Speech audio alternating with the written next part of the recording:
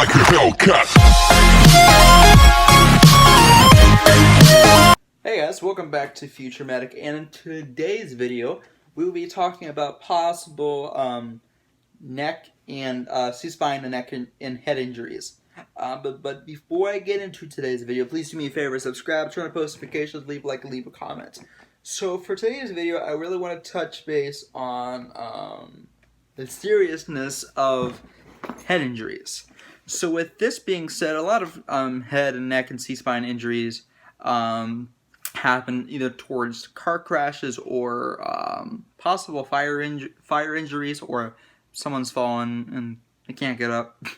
But seriously, so basically with either neck, head, or C-spinal injuries, you do not want to move the patient, because moving the patient can not only damage them even more, but that can cause long-term paralysis. That could be like the loss of the use of their legs, or anything from the waist down, or many complications can be from moving the patient.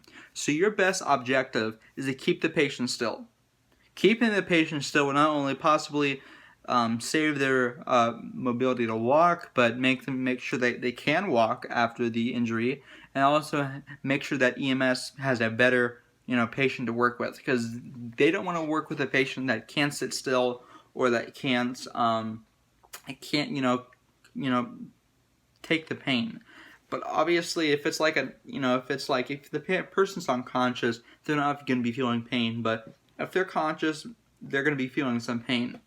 But especially if it's a head injury, oh wow, that was a voice crack. If it's a head injury, you really don't want to move the patient, because they could possibly have a skull fracture.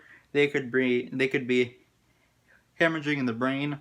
They could have a severed nerve in the brain. So obviously, all these three occasions, you do not want to move the patient, because it could either lead to a long-term coma or even brain death. So, especially if it's a head injury, do not move the patient.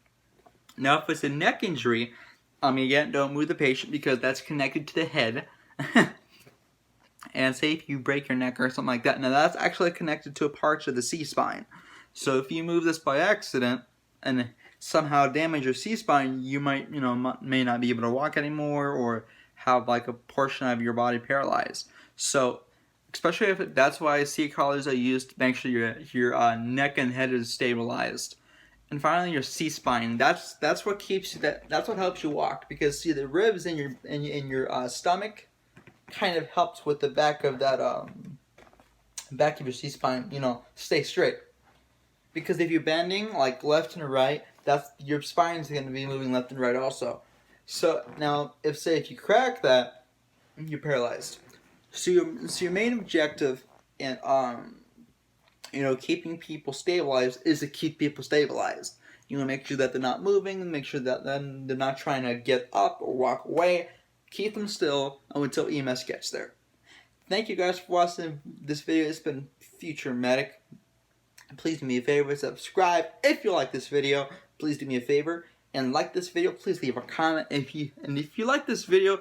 Please don't hesitate to go check out my other videos, because please guys, it helps me out a lot, and I want you guys to know the most updated health care you will ever need. So once again, guys, this is Future Medic, and thank you for watching a Future Medic video.